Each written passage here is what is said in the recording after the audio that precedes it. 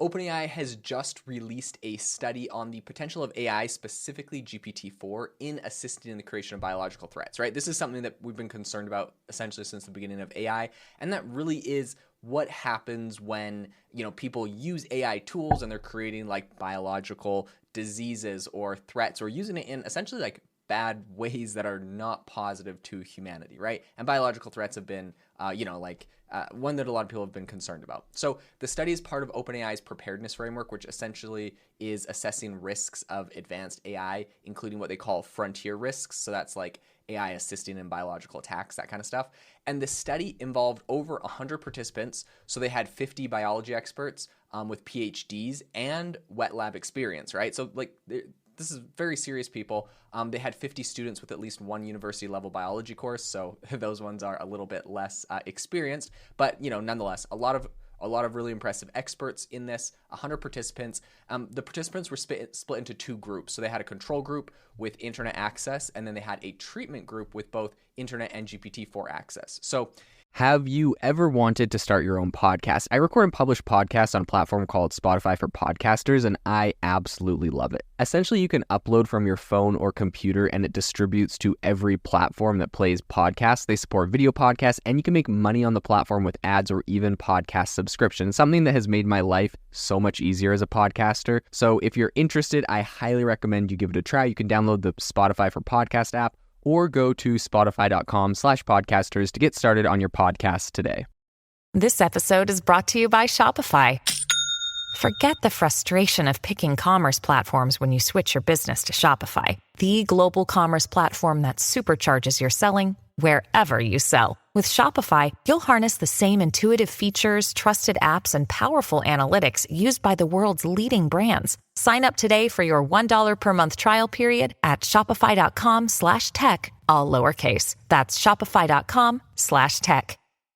The tasks included in the study were ideation, acquisition, magnification, formulation, and the release of a biological threat, right? So really, this isn't just like anyone. They find some experts in biology, and they're saying, using the internet, or the other group using GPT-4, try to, identify, acquire, magnify, formulate, and release a biological weapon.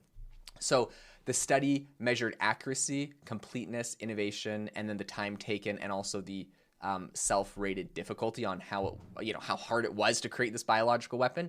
So GPT-4 slightly increased accuracy for students, but it didn't significantly improve other metrics, which I think is interesting. So GPT-4 often produced results that were fake or misleading in its responses with this, which of course is making is slowing down the biological threat creation. The people that are trying to create these biological threats, it was making it a little harder for them.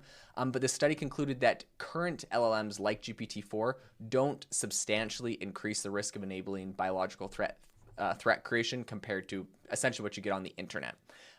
So the findings here, I would say, definitely are not super conclusive. I think we're gonna need some more future studies that are done. There's gonna be new LLMs that are gonna be a lot more capable in the future. These might have a bigger risk.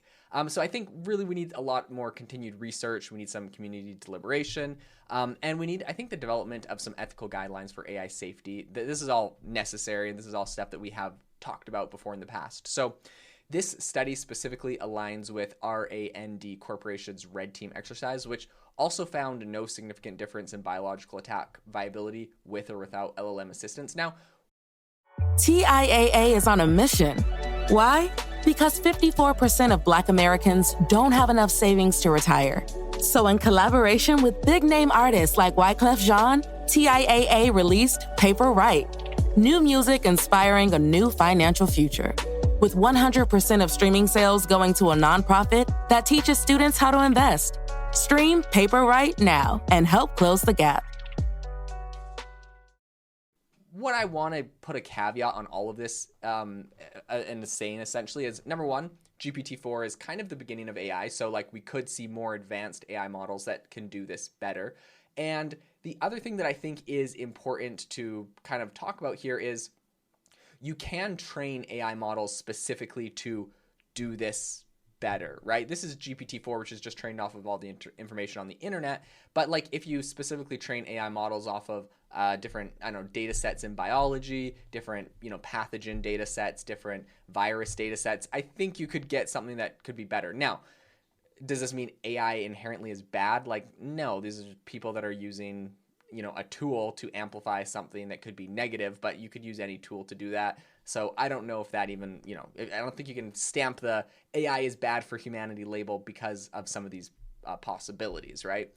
So the White House and the United Nations and a bunch of different experts have all expressed some concerns over AI's misuse in biological attacks, and they've all kind of emphasized the need for more research and regulation. I think this first study here shows that this might not be such an imminent risk that we need to be concerned about today, but this definitely is something that can grow as these AI models get better. And I also don't think that it's like AI in general is bad. It's obviously like if North Korea or some foreign adversary wants to make some sort of bad pathogen, I don't think AI is going to speed them up that much more than they might be able to get with some biology experts and they're mad scientists or whoever. So I mean, I think AI definitely is something to keep an eye on, but I think people are going to be able to train these models whether we like it or not. So it's going to be interesting to see how this all plays out in the future. I'll definitely keep you up to date if any new news breaks in regards to AI and creating biological weapons.